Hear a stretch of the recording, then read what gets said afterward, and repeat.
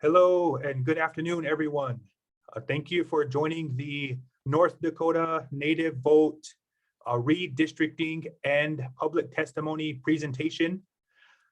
This first presentation I have for you this afternoon is going to cover redistricting in North Dakota. I have shared my screen with you all. I hope that you can see it okay. I hope that you can hear me okay. First, a quick introduction of myself. My name is Devero Yellow Earring. I come from the Cheyenne River Lakota Nation out of South Dakota. I currently work as the field director at North Dakota Native Vote. So that's a little bit about who I am. We'll jump into the redistricting in North Dakota presentation. I will move to the next slide. So on this first slide, we're just talking about what we're going to cover in today's presentation. The biggest thing we have right now is defining redistricting and what redistricting is, kind of the definition. We're going to talk a little bit about census data and how the census data relates to redistricting. We will talk about the North Dakota Legislature and how the whole redistricting process is established. We will talk a little bit about the North Dakota Redistricting Committee and what the responsibilities of that committee are. We will talk about the current legislative landscape here in North Dakota. And we will also cover some possibilities, mostly questions that we have for the committee. And then we'll share a little bit of information about how you can get involved with the redistricting process here in North Dakota. So this is just a quick overview of everything that we're going to cover in this presentation. The next slide here talks about redistricting. Define redistricting. What is redistricting? So redistricting is the process used by governments to redraw political boundaries. Redistricting is based on the idea of one person and one vote, so everybody has an equal vote to their neighbor. The process is used to ensure that everybody is represented equally and fairly. So again, redistricting is based on population, and we'll talk a little bit more about that in the next slide. And then the legislative districts are created to have the same number of people, and that's where that population requirement comes into play. Every legislative district in North Dakota has to have the same number of people residing in that district to make your vote equal to your neighbor and to your fellow citizens that are going to vote. The next slide here talks a little bit about census data and why the census is important to redistricting. So why is the census important for redistricting? The redistricting process occurs every 10 years. Normally it follows the decennial census that is conducted by the federal government. The census obviously is to capture how many people are living in the United States of America, state by state, county by county, tribe by tribe. Census data is used to draw the legislative map for North Dakota to account for the population changes that have happened in the past 10 years.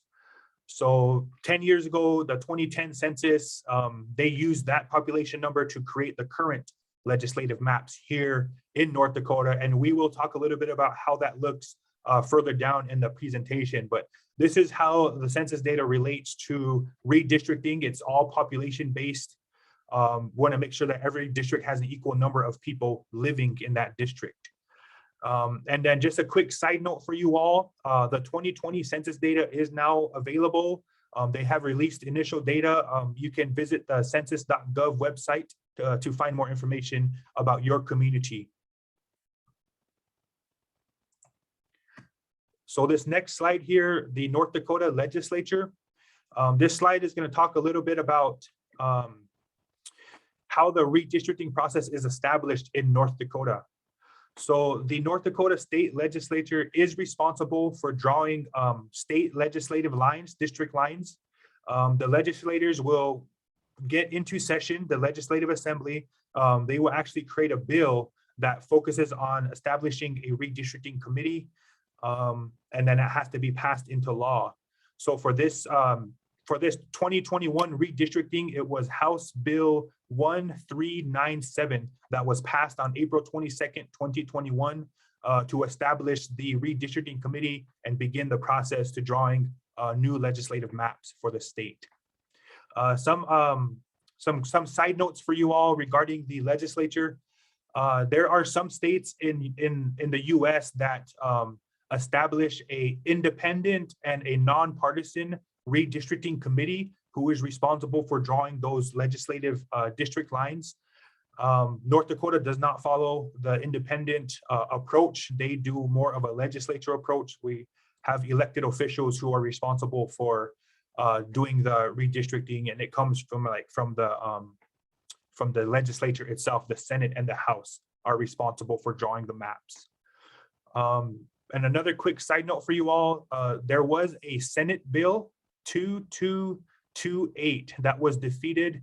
That bill was proposed to establish the independent nonpartisan redistricting committee, but that was defeated and didn't make it out of the Senate. So yeah, that, like I said, that bill would have established that nonpartisan. It would have took the redistricting process out of the hands of the legislature, and it would have been a mix of community members, community leaders who were responsible, who are not associated with any party, who are not associated with the legislature to draw those new districting lines for the next decade. So just wanted to share a quick side note about that. Senate Bill 2228 was defeated. That would have established that independent committee. But next slide here talks a little bit more about the legislature. This is the language that was adopted in the House Bill 1397. It's an act to establish a legislative management redistricting committee to provide for the implementation of a legislative redistricting plan, exempt drafts from public record, to provide public access to plans that are distributed or reported, and to provide a special legislative session, to provide an expiration date, and to declare an emergency. So that was the language of the original bill, House Bill 1397. North Dakota Native Vote did provide testimony in both the House and the Senate. We opposed this bill, but we also gave some recommendations to both the House and the Senate on how to change that language. A part of that language was being exempt from open records laws. We felt like that wasn't very transparent for our communities to be involved in that process, and so we testified against that language in that bill, and hopefully they got that amended. They did get that amended, and now we're having these public meetings and public hearings for everybody to be involved in the process. So yep, so the North Dakota Native Vote did provide testimony in the Senate and in the House, and later on in today's webinar, we'll talk a little bit about public testimony, help you all get prepared to provide testimony if you're interested in doing that. So that's a little bit about the North Dakota legislature and how they established that process. So this next slide talks about the actual North Dakota Redistricting Committee. The House bill was passed. Now it's the legislative management who establishes the actual redistricting committee.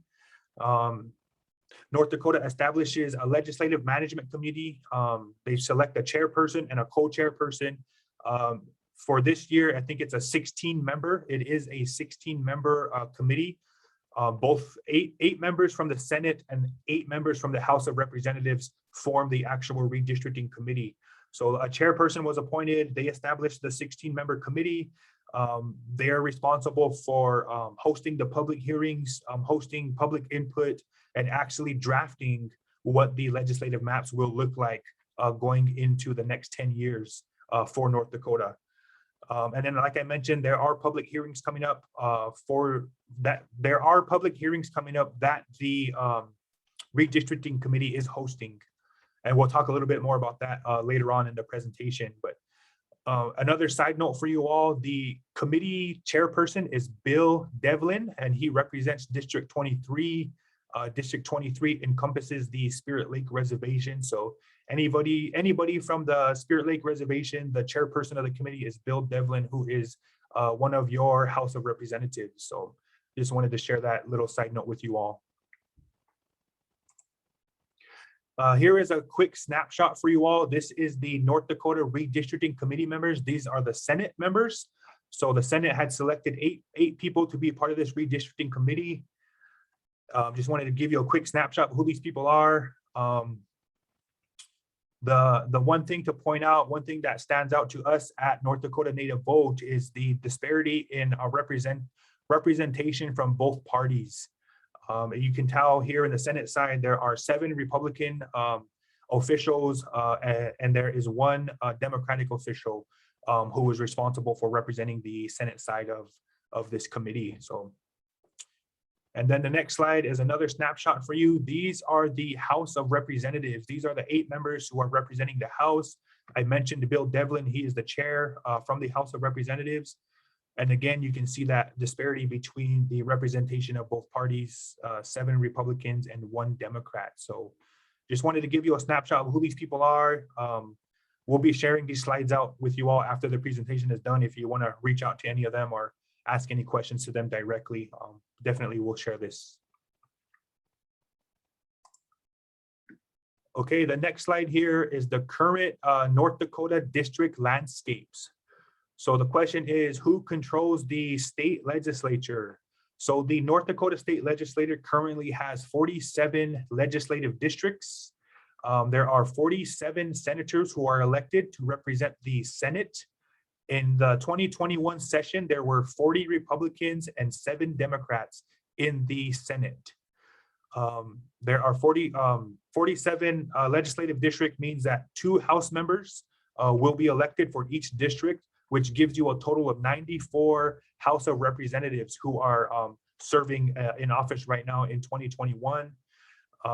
And those seats respectively were 80 Republicans and 14 Democrats in the House of Representatives. So that's kind of the current landscape of where we're at with those 47 legislative districts right now and who's in office. So this next slide gives you a quick snapshot. Here is kind of a map of what those current legislative districts look like. District 23, I mentioned earlier, was the Spirit Lake Reservation. District 9 encompasses the Turtle Mountain Reservation. District 4 is the Fort Berthold Reservation. And then District 31 encompasses the Standing Rock Reservation. And so that's just a quick snapshot. You can see on the right-hand side of this slide here, you can see how the larger cities of North Dakota get a little bit tricky. You can see how they split these cities into multiple districts. Again, because it's based on population, they have to make sure that all of these districts are split equally amongst each other. So you can see how this process can get very tricky and very technical, trying to establish equal representation for all districts. So that's just a quick snapshot of the entire map of North Dakota. So the districts of North Dakota. A quick side note for you all, there's only 1 congressional seat in North Dakota. There are some states who actually had a population increase and they are able to get an additional congressional seat. Montana, for example, is now at 2 congressional seats based on the census data that was provided from the census. And so now they're working on drawing congressional districts, which I think is very exciting. But just a little side note for you all that North Dakota only has 1 congressional district that represents us in Washington, D.C. So I talked a little bit about the districts on the reservation. Here is a quick snapshot of who those representatives are for each of the 4 reservation districts respectively. So just let you take a look at this for a minute.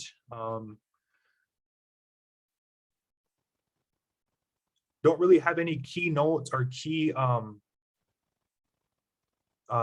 concerns with any of the representatives. Obviously, you know, we want to reach out to them.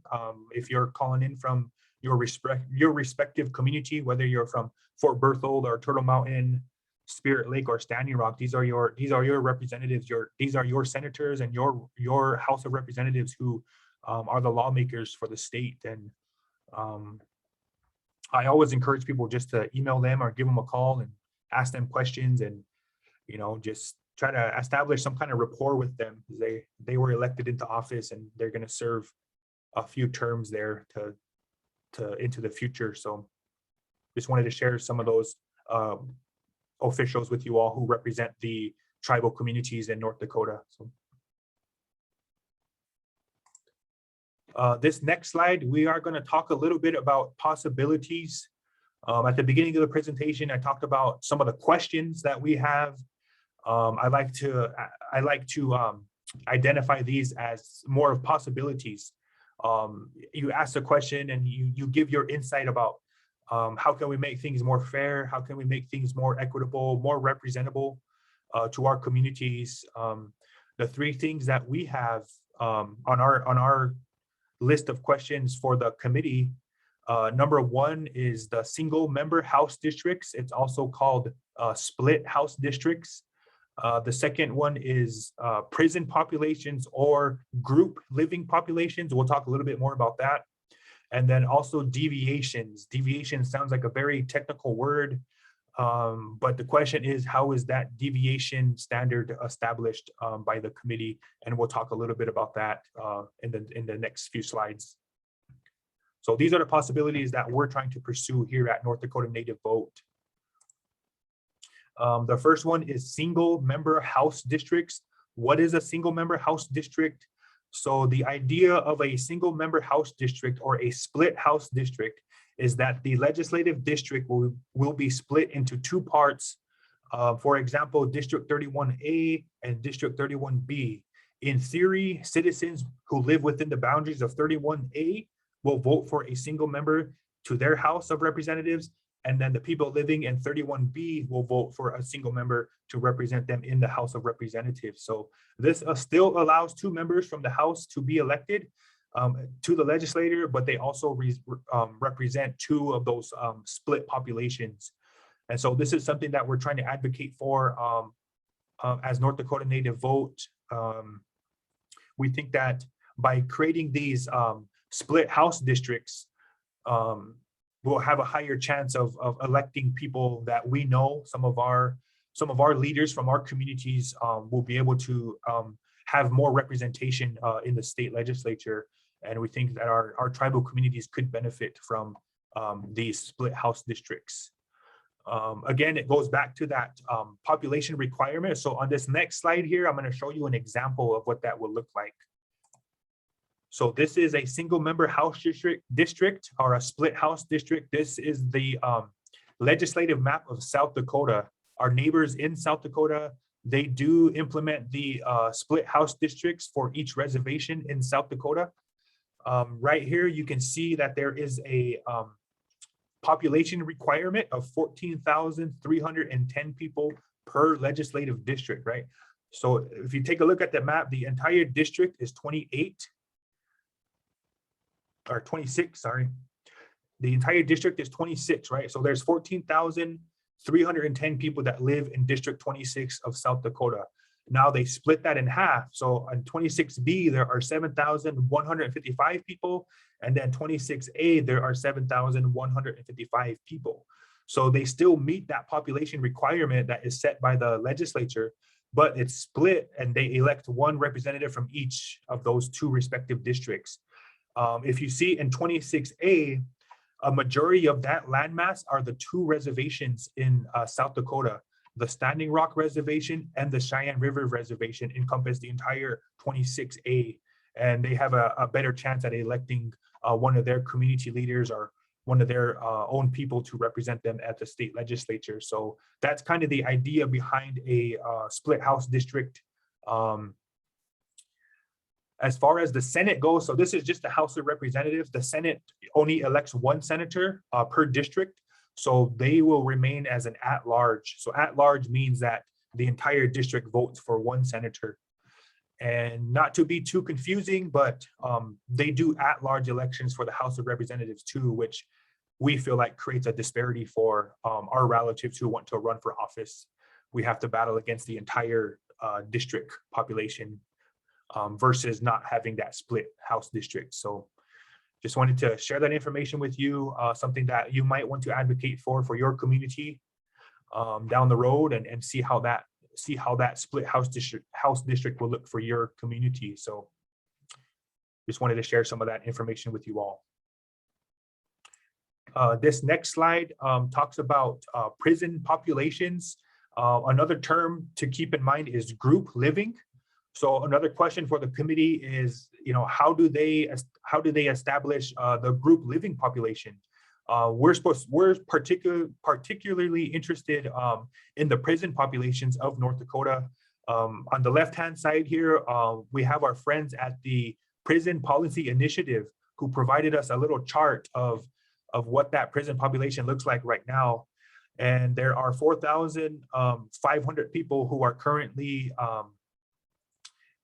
incarcerated, whether it's a county jail, a state prison, federal prison here in North Dakota. There are about 200 inmates that are Native American. Not sure how dated this data is or this chart is. I'm sure it might change based on the new census info that came out. But 4,500 people are currently not living in their hometown communities or their respective communities that they normally would reside in because of their imprisonment. And so we wanted to just share some information with you about incarcerated populations and how they relate to the redistricting process, because again, it's all based on population. And so on this next slide here, I'm going to show you a little bit about how two districts benefit from having a prison population in their district. So before I move on to this right side here, this text was taken from the actual century code of North Dakota. A prison cell is not a residence in North Dakota because a residence is where one chooses to be and return when they are not being called away for other places for temporary purposes. So being called away or being incarcerated are pretty much the same thing, in my opinion anyway. You're away from where you normally reside. So again, that's in the century code. And how can they count people from Fort Yates or Newtown or Fort Totten or Balcourt who are incarcerated? Why would they count them in a whole nother city and a whole nother district when originally they're from their own community? So that's just a question to ask. On this next slide here, it talks a little bit more about prison populations. Why are my relatives not being counted in their hometown? So District 30, for example, incarcerated people account for about 4.5% of the total population in that district. According to the 2010 census, there were 791 Native American people in that district. 144 of those individuals were incarcerated at that time. And then the same thing for District 12, incarcerated people account for about 3% of that total population. According to the 2010 census, there are Native American people in that district. 94 were incarcerated. And so that's another argument, another question that you could propose, another idea is, what can we do to try to count these people who are incarcerated in their home district that might help us get a more equal represented legislative district for our community? So just wanted to share some little bit of information about that. On this next slide here is going to talk a little bit about deviations. This is the one that I have a lot of questions about, something that I've been trying to research here in multiple states. But a deviation basically is the action of departing from an established course or accepted standard. So the redistricting committee or the state legislature will set a deviation that they have to stick to, or they have to stick to a certain, for example, it's the population requirement.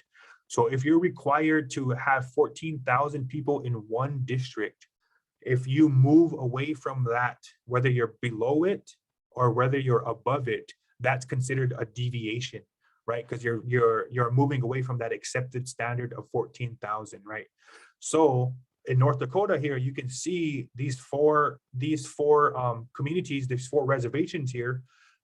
These are the deviations that were identified from the 2011 legislative map. And you can see that Fort Berthold was 229 people below the population requirement, which was 14,310 at that time. Same thing with Spirit Lake. They were 145 people over that population requirement of 14,000. 310. Same thing with Standing Rock, District 31. They were 534 people over that 14,310 requirement. And then Turtle Mountain in 2011, they were 373 people under that 14,310 requirement. And so that is a question, in my opinion, for the committee, is how do they establish that deviation? Why does it fluctuate so much between 1% all the way up to 3.73%? Is that ethical? Is that, how do you justify having 200 less people here? Where are those other 200 people being made up at, is the question, right? So again, just a question that you might be willing to propose to the committee if you decide to do testimony, or even just talking to your legislatures about these 3 different items that North Dakota Native Vote has shared with you today. So this next slide here is just a little bit about how you can get involved. So taking this information about redistricting, trying to take action, some of those things that we recommend that you all do after we're done with our webinar today, try to attend a public hearing with the redistricting committee. We encourage anybody to give public testimony to all of the state committees specifically for redistricting. Submit a written testimony. There is an online mechanism that you can use to submit a letter, to submit a testimony on a certain bill or a certain aspect of redistricting. You can also email your representatives directly to have that documentation or have that record. Contact your local representatives. I mentioned that before in today's presentation. Don't be afraid to reach out to them. They represent you at the state. So talk to your tribal leaders too. Tribal leaders, tribal council, tribal directors. Talk to your tribal leaders and let them know about the redistricting process. Take what you learned today. Ask your tribal council questions too, because they have a tribal and state relationship too that might be able to influence decision makers at the state. So, and then of course, connect with North Dakota Native Vote. You are all here tuning in with us today. We really appreciate you all being here. We try to provide resources as much as we can. Any issue that you might be interested in, definitely reach out to us. Check out our website. We try to update our website, post information on there regularly. Connect with us on social media as well. We try to post information, resources, stories that might help you and help your community. Attend community events. Right now, we're trying to get more involved in the communities. We're still doing the virtual approach, which is fine, but I find sometimes it's more impactful to be there with you and your community, sharing information, passing out resources, things of that nature that we're trying to do here with this redistricting campaign that we're doing. And then last but not least, just talk to your friends and talk to your family about it. Who knows, you might inspire one of your aunties or your grandmas or your uncles to get interested in redistricting, and they'll take that lead and try to voice their concerns to the council or to the tribe or even to the state legislature itself. So I just encourage people to do that. Just keep talking to each other about it. And again, North Dakota Native Vote is here as a resource for you all. This slide here is just upcoming events. The North Dakota redistricting, the first public hearing will be on Thursday, August 26th from 10 a.m. to 4 p.m. It is going to be held in person at the North Dakota State Capitol. I believe it's called the Rough Rider Room, I believe, but don't quote me on that. You can check the North Dakota Legislative website. They have all of their upcoming hearings posted on their website. And then the next one here is just community engagement. If you have any community engagement opportunities for North Dakota Native Vote, definitely reach out to us. We would love to coordinate something. We would love to come up to your community, whether we want to do a training, whether you want us to do a presentation, if you want us to table at another event. We have a lot of resources that we're trying to get out to the community. So Angel had a quick question here. Will the hearings be streamed? I believe they will be live streamed. You can also find the live stream information on the legislative website, the North Dakota legislative website. So, but that is the last slide for me. I will move into the slide for questions. If anybody has any questions about redistricting, please put those into the chat or use the Q&A function at the bottom of your toolbar. So we'll give you a few minutes to ask some questions about redistricting. I will do the best I can to answer you or try to find the answer for you. So.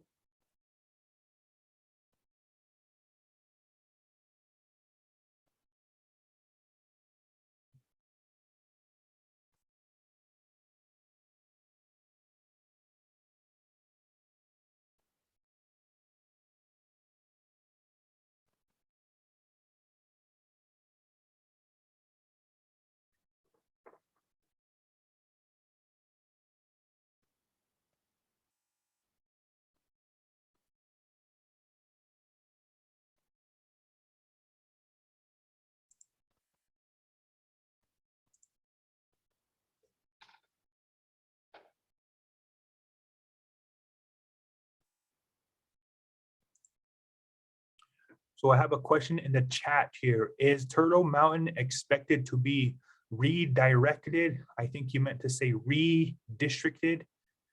I don't know if redistricted is a word, but that's a good question. I would recommend reaching out to the representative up there.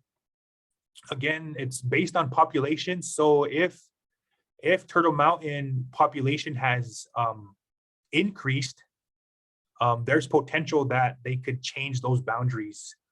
And then the same goes with if the population has decreased, they might potentially lose some of their boundary as well.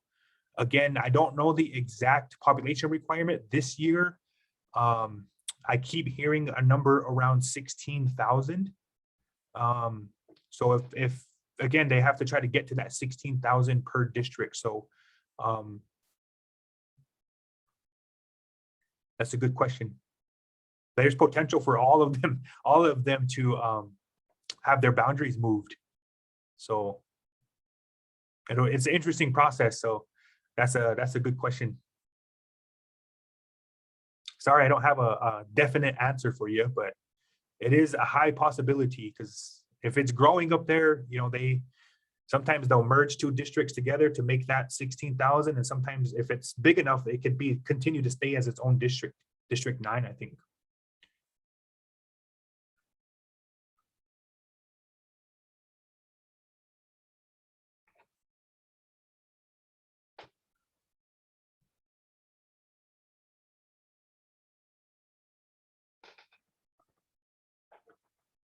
All right, I don't see any other questions in the chat, and I do not see any questions in the Q&A. I do have my contact information on this slide here. If you want to give me a call or shoot me an email, just if you have any other questions after the presentation today, I will definitely follow up on those. So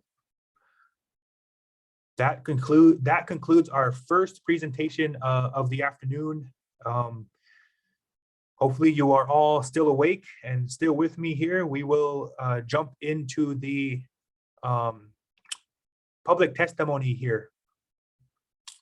Oh, we have one more question here. Has there been any changes to Spirit Lake due to recent census numbers? So kind of a similar answer to the Turtle Mountain question. I keep hearing the number 16,000 per district. So we would have to find that census data and see how close to 16,000 Fort Totten and the Spirit Lake Reservation is. I think they're in District 23 right now, and I believe there's like 4 different counties in there as well. So that's another question too, is, you know, they want to try to keep the counties whole, you know, the whole entire county, they want it to be in one district.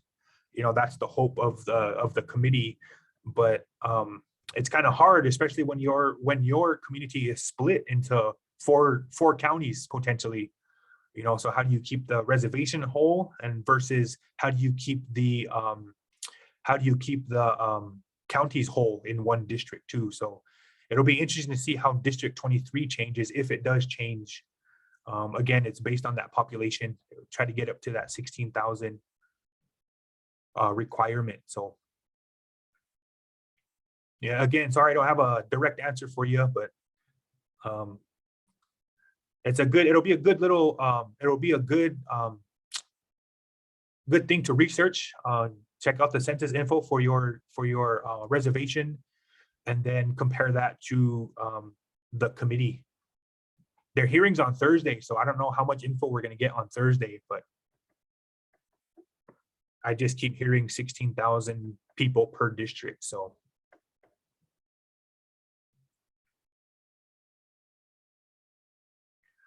yeah, and we also have a comment here. Republican legislators in the past have made an effort to district out Democrats in particular through gerrymandering. So I think it's safe to say that they will try to do the same this season or this session. Yep. So that is something to keep in mind as well. Something that you could question the committee about. Why do they draw lines in a certain way? Why is there always these zigs and zags? You know, that's a good question to ask. Because I believe that some of that does happen in certain communities. So that's a good point.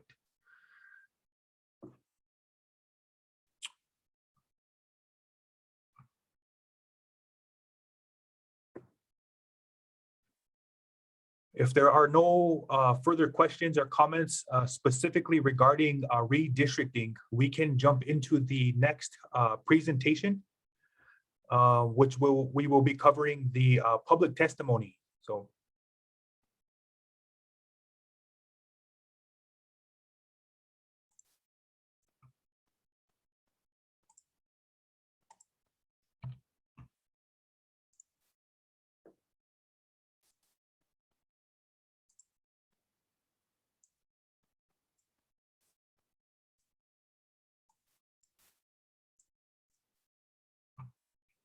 And I will share my screen.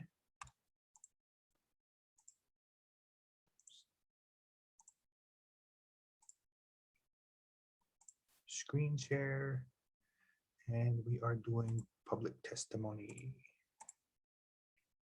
Okay, so here is our second presentation of the afternoon. We are going to talk a little bit about public testimony. We will give you some tips and tricks and hopefully prepare you to have an idea of what public testimony is. And then hopefully we can inspire you to become a testimonial expert to the committees of North Dakota. So with that, we'll just jump right into it. Public testimony by North Dakota Native Vote. So a quick overview of this presentation. We will be talking about what public testimony is, why public testimony is important, who can give public testimony, where is public testimony available, where can I give public testimony, and how you can prepare for public testimony. So if you weren't counting, I just said public testimony like 6 times. So we're talking about public testimony. All right, here we go. What is public testimony? So a testimony itself is a formal, written or spoken statement. Public testimony is a way for citizens to express their opinion to an issue in a formal way to the deciding committees or governing body. And remember, you have the right to testify on any bill before a legislative committee. The legislator wants to hear what you have to say. This is an opportunity for all citizens to weigh in on issues that affect their everyday lives. Public hearings are a requirement for decision makers. They provide constituents the opportunity to give testimony on issues and decisions that are being considered by any decision-making agency. In this particular presentation, we're talking about the Redistricting Committee of North Dakota. So the next slide, why is public testimony important? Public testimony has the potential to influence how the committee votes or how your elected leaders vote on an issue, on a bill, on a law. Public testimony is a powerful way to shape the outcome of a specific policy. Public testimony gives citizens an opportunity to share their community interest in legislation. Remember, public officials are elected by the people. They need your input because their job is to serve you and to serve your community. Public testimony is important because local citizens know the communities and are the experts of their own lives and their own experiences. A quick side note from me, sometimes these legislators or elected officials don't know what is happening in your community. They don't know how your everyday life works. So public testimony, whether you're writing it down or whether you're speaking, this is a chance for you to show that your community either is going to benefit or it's going to hinder your community's ability to thrive or to have equal representation. So that's kind of my input on public testimony, that sometimes they don't know. Sometimes they literally don't know what's affecting your community. So this is another reason why it's important. Who can give public testimony?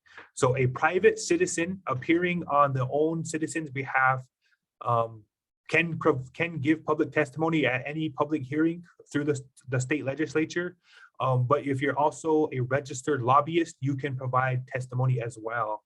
A lobbyist is a person who takes part in an organized attempt to influence legislators.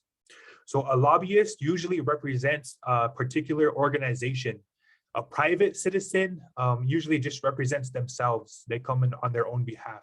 So that's the big difference between a private citizen giving testimony versus a lobbyist giving testimony. A lobbyist will usually represent an organization or a business or something. So, and again, you have the right, as do all citizens, to testify before the North Dakota Legislative Assembly on any bill or any resolution, including the committees, the North Dakota legislative committees. So this next slide talks about where is public testimony available. So in North Dakota, every bill must have a public hearing before a legislative committee, must be publicly voted on by the committee, and then it must come before the entire House and the entire Senate and still get another public vote. So your opportunity to testify comes at a committee hearing, which a committee hearing is coming up on Thursday, specifically the redistricting committee on Thursday. So again, this is your chance to provide testimony specifically on redistricting. So legislative committees, they meet on the ground floor, usually in the state capitol building in North Dakota. You can come into the committee room at any time, even if the hearing is in process, even if the door is closed, or even if the hearing is in progress. Again, they're very open. Just try to be respectful of noise and stuff, but they're fairly open. They do live stream it. There is more information on their website if you're interested in tuning into these hearings. So.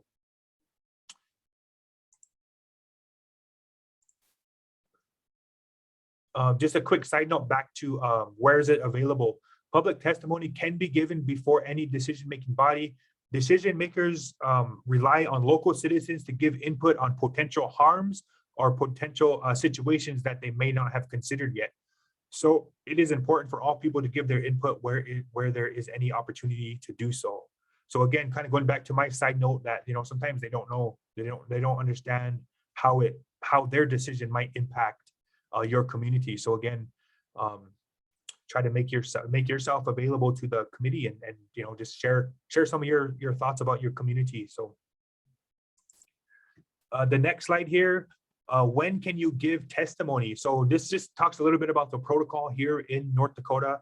So all persons present usually get a chance to speak. Sometimes there is a big influx of people who are looking to provide testimony. So for large turnouts like that, sometimes it's not possible for everybody to speak. So this is where written testimony, it's okay to write down your testimony and submit that to the committee or submit that to your local representatives. That way, you got your information out there. You were able to get your testimony into the record that way the committee has that information. So usually when you enter a committee room, you'll have like a sign-in sheet that you'll have to, a witness sheet, they call it. So you just sign it, what the bill or what the committee is, whether you're favoring or opposing it, and then your name. So some of them vary, some of their sign-in sheets vary, or their witness sheets vary, but the chair, usually the chairperson of the committee, in this particular case is Bill Devlin from District 23. He usually announces when the hearing will begin on a particular bill. The clerk of the committee will read what the bill is and kind of give you a synopsis of the bill. And then the first speaker is usually the person who sponsors the bill. So it might be a little bit different now that, you know, this is a committee working together to create a new legislative map. So you might not see the introduction of the bill. You might not see that kind of that formality from the committee right now, because the bill has already been passed. Now they're just talking and having conversations about the actual process of redistricting. So, and then the committee chairperson will call for testimony, or they'll give a allotted time slot for people to come up and give their testimony in front of the committee. So usually they'll start with people who support the committee or the bill, and then they'll move to the people who oppose it. And then at the end, anybody who's neutral, who takes a neutral stance, they'll have a chance to talk and give their testimony as well. So just a little bit of formality. You might not see that with the redistricting committee. Like I said, they've already got the bill passed. Now they're just having conversations, they're having discussions and trying to find ways to create this map fairly and equally to all communities. So how do you prepare for public testimony? So public testimony, the biggest tip that I've gotten is trying to be brief. Try not to repeat what other people are saying. I know sometimes that's hard. If we have similar interests and similar concerns, it could get repetitive and it could get redundant, but the hearings are very informal. So try to approach it more as having a conversation. I also encourage people to try to avoid being too technical and using technicality terms. Avoid using acronyms or technical references unless you first explain what they mean. So if you do decide to use technical language, try to give a brief description of why you're using a certain term. That way the committee can interpret what point you're trying to get across. Do not be nervous or worried about doing something wrong. There is no right or wrong way to testify. You're there to have a conversation. You're there to get your point across, and you're there to express your interests as a citizen in this process. So, and then you always have to expect questions from the committee members. You don't always get questions, but always expect to stand for questions. The questions that are being asked by the committee, they're not intended to embarrass you or to ridicule you or anything like that. They're just trying to get clarification. They're trying to get more information about a certain topic or a certain point that you made in your testimonial. So just be prepared for that as you provide your testimony. So again, try to prepare. We'll go over a little bit of tips and tricks later on and a couple slides down, but you have to know your committee, know what committee is hosting the hearing. In this case, it'll be the redistricting committee. Some of the language that you can use when you greet the committee, or when you approach the podium, or if you're testifying virtually, you'll get on screen and they'll be able to hear you. You greet the chair. This is recommended. It's not really required to do this, but it's kind of a formality. But you greet the committee chair, followed by the members of the committee, and then you introduce yourself. So you introduce yourself. You provide your name. You provide where you reside, what community you reside in, and then you proceed with your testimony. So, for example, if I'm testifying today, I'll approach the podium, or I'll get on the screen and I'll say hello to the North Dakota Redistricting Committee, to the chairperson and members of the committee. My name is Devero Yellow Earring. I reside in Bismarck, North Dakota. I am here to to support the redistricting process. Here are some of my concerns regarding the redistricting, and then I'll go into my testimony and give my key points about what they are. And then at the end of it, after I read my key points, I'll thank you for this opportunity to the redistricting committee. I will stand for questions if you have any questions for me. And then usually there's like sometimes there's an awkward silence. I usually just count to 5. 1,000, 2, 1,000. And when you get to 5, then thank you. Step away from the podium. So that's kind of the formality behind it. How to start your testimony, how to give your key points, and then how to stand for questions for the committee members that are there. So each committee has a staff person that collects written testimony. So sometimes if you're not able to submit your written testimony online to the online portal or via email, bring a copy of your written testimony. They have a clerk that's available. You could submit that testimony to the clerk. That is just for record purposes. They want to record all testimony, all people who are present at the hearing. So, yep. And again, recommend kind of being personable. You know your community the best. You know how certain things will affect your community. So try to put that into your testimony. So this is another example. I talked a little bit about how to approach the committee, how to approach the testimonial. This is an example I mentioned in the redistricting presentation that we did testify on House Bill 1397, both the House and the Senate. And so this language here is this language was taken from our testimony that we submitted. And so if you want to replicate something like this or something similar, Mr. Chairman and members of the House Political Subdivisions Committee, my name is Nicole Donaghy. I live in Lincoln, North Dakota. Nicole was the one doing the testimony at that time. I'm an enrolled member of Standing Rock Sioux Tribe. I am the Executive Director of North Dakota Native Vote. I'm providing testimony on behalf of North Dakota Native Vote today on House Bill 1397.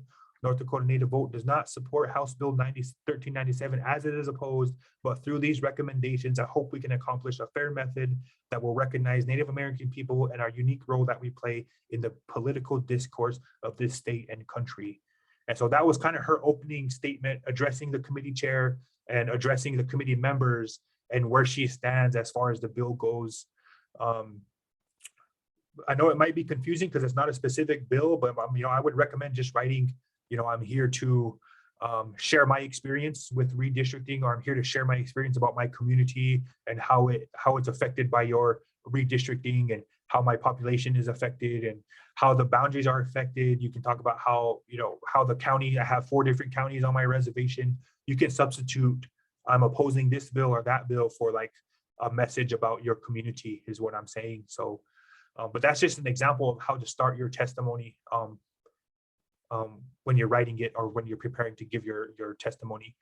And then we also recommend giving 2 to 3 key points. So on this next slide here, so that was her introduction of her testimony. And then these are the 3 key points that she provided to the committee during the House Bill 1397. So she made a recommendation that Ruth Buffalo be selected to the redistricting committee. Ruth Buffalo is a Native American who has an understanding of the impacts of our communities and how they relate to tribal and state government. So that she did that recommendation. The second recommendation she gave, we also recommend amendments to develop an independent redistricting committee rather than a legislative committee to try to eliminate that partisan. So she made that recommendation to the committee. And then her last recommendation is advocating for single member house districts or split house districts. We talked a little bit about that in the last presentation. At-large elections cause to dilute the votes of Native American people, and it's not a fair way for us to have equal representation in the state legislature. So those are the 3 key points that she made in her testimony for House Bill 1397. And then again, at the end of your testimony, I stand for questions if any committee members have questions for me. And then don't be afraid if you can't answer the question, just let the committee know I don't have an answer. I will have to follow up with you. They're available by email, phone, find information that they're asking for. Again, it can be intimidating. It can be very nerve-wracking. And it is intimidating. I was there to witness testimony when Nicole was doing hers, and just the whole formality itself can be very, very intimidating. But at the end of the day, I just tell people, they're there to serve us. So don't be afraid to step up and share your testimony, share your voice. So those are how we prepare for testimony, and those are some tips and tricks for you to take on as you prepare your testimony. Okay, so this next slide, this is just tips to remember about preparing for testimony. These are some of my personal recommendations here for all of you. Research the hearing information. Make sure that you know when the hearing is going to start. Make sure that you know if it's going to be streamed virtually. Make sure that you know the protocol. If it's in person or virtually, you want to make sure that your testimony is submitted and a part of that record. And of course, you want to make sure you go to the right room for the hearing. You want to make sure that you're with the right committee, things of that nature. So second one here, testimony can be written or oral. So we always do written testimony first.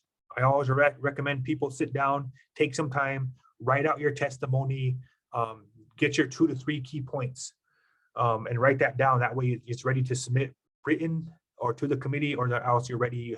You have your notes ready in front of you when you're at the podium giving your testimony. So I always recommend just write it first. Try to be brief. We talked about 2 key points or 3 key points. Obviously, sometimes there's a lot of people that might be there to provide testimony. You want to be respectful of everybody's time. We recommend 2 to 3 key points. If you do approach the podium and decide to talk to the committee and give your testimony, we also recommend that you keep it between 1 to 3 minutes. Some committees and some rooms will have an actual timer. Once you start your testimony, they'll have a timer that counts down whether it's 2 minutes or 3 minutes. I haven't seen that implemented yet in North Dakota, but like I said in the past, they're very open about testimony and questions and stuff like that. So I haven't seen anybody really get cut off before. So, but also don't want to be some long-winded as well. So we'll talk a little bit about the do nots in the next slide. But the next thing I recommend is always provide written testimony to the officials, whether you're submitting it online or whether you're submitting it to the clerk, or if you're bringing your own copies and hand delivering it to the committee members. It's basically for record that you did your testimony and that they have that information available to them and the entire committee. So again, we recommend always write it, always type it up. If you have issues with printing, sometimes you're not able to print, but email always works too. If you know the clerk of the committee, you can email the clerk to email a copy of your testimony to the clerk, and they'll make sure that it's on record. So another recommendation. Provide or be informative. Again, your community. So you want to be brief and you want to have your key points, but you also always try to relate it to your community. How is it impacting your community? How does it affect your community? And things of that nature. So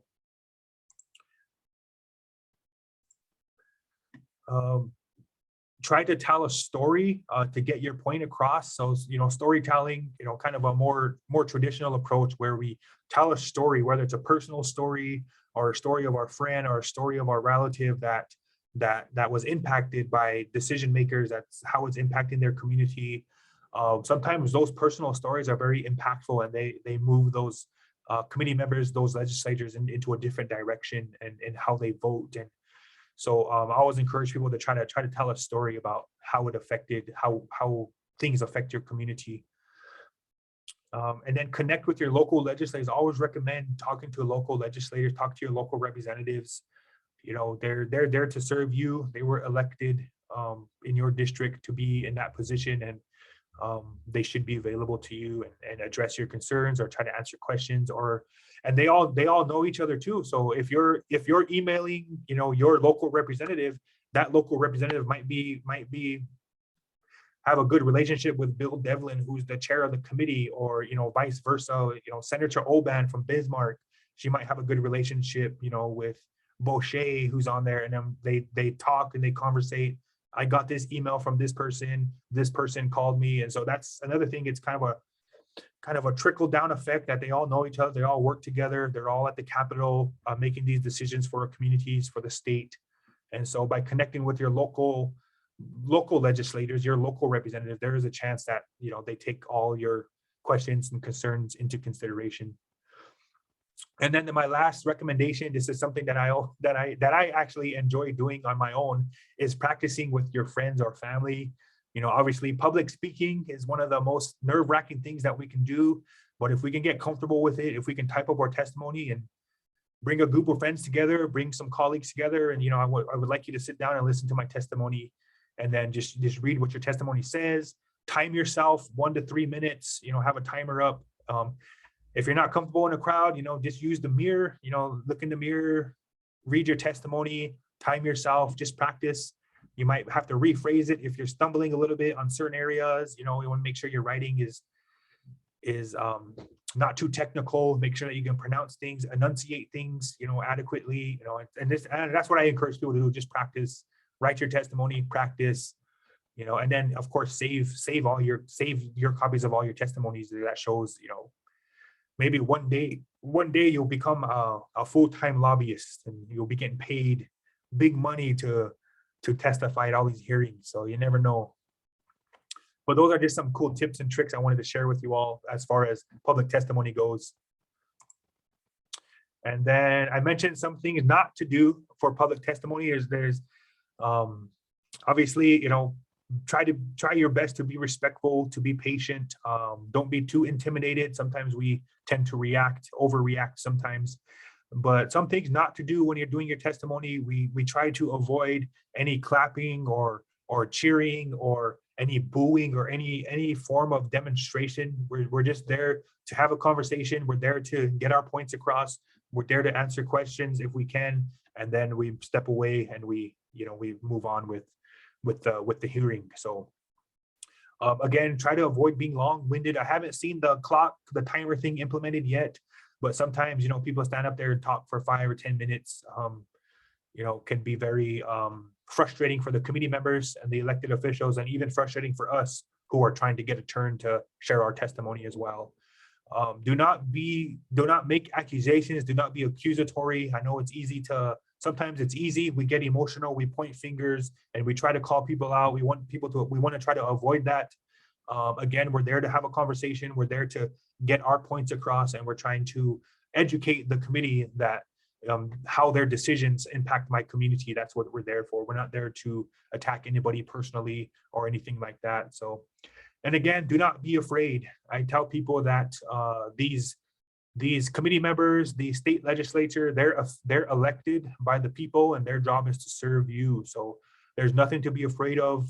I know sometimes they wear fancy suits and fancy shoes and all that, but you know, they're there to help us as citizens and as community members. So don't be afraid, don't be intimidated. You know, just try to have your testimony ready, share your key points, and keep that conversation going. So those are my do not do's for public testimony.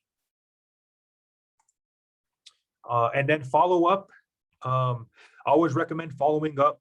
Some committees will have a vote after the hearing. Some committees wait till the end of the meeting before they vote. Sometimes they won't vote at all in these committee hearings. Again, it might be a little bit different. You know, they're not really voting on a bill or anything. They're just having dialogue. So all committee action is public, so you can stay and listen to the entire committee hearing.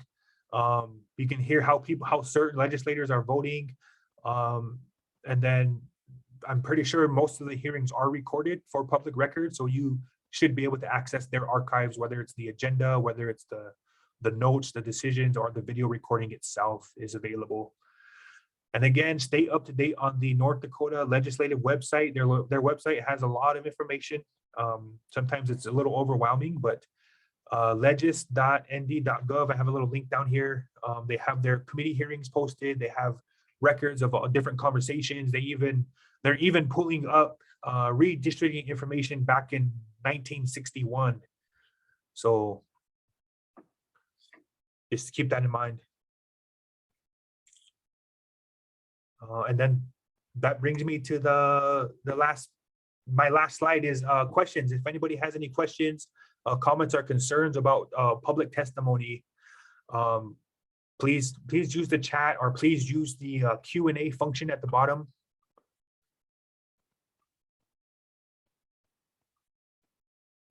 It looks like we do have one question in the Q&A. Can you share that it is okay not to stand for questions and how someone can let their officials know? So the so the best way to get out of standing for questions is, you know, I don't have time for questions right now, or, you know, just trying to be genuine about it. Step away from the podium. Again, that's part of that formality. I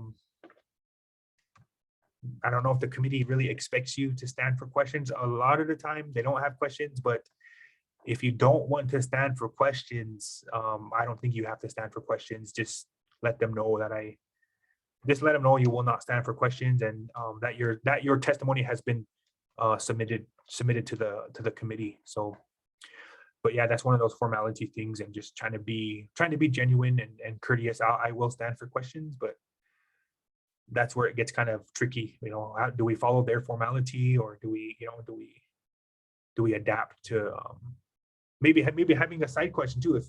If you don't want to stand for questions, or you're uncomfortable standing for questions, you know, I will just let them know that your testimony has been submitted. I'm not able to stand for questions right now. And then if you have any questions for me, you can, you know, my contact information was provided in my testimony. So that's another way too to kind of get out of not having to stand for questions, but I don't think it's really required. Again, they're pretty open about it. So, and you probably don't have to say anything either. You just step away from the podium, and, you know, they'll get the hint. Oh yeah, they don't want to be questioned. So, but I hope that answers your question. Now, I know it can be, I know it is intimidating having to stand there in front of the committee and for them to ask you questions. So, but that concludes the presentation on public testimony. I hope that you find it helpful. Hopefully it prepares you. Hopefully it builds up a little bit of confidence in you. I'm definitely available for any technical assistance, any questions, anything that you might need as far as public testimony, as far as redistricting. I'm definitely available to help. I will share these slides out so you have them as a resource. Follow us on our social media channels. We're on Instagram, Twitter, Facebook. We have our website, ndnativevote.org. We're going to be posting resources on our website, putting together public testimony toolkits, tip cards. We have redistricting fact sheets and all that stuff available on our website too. So,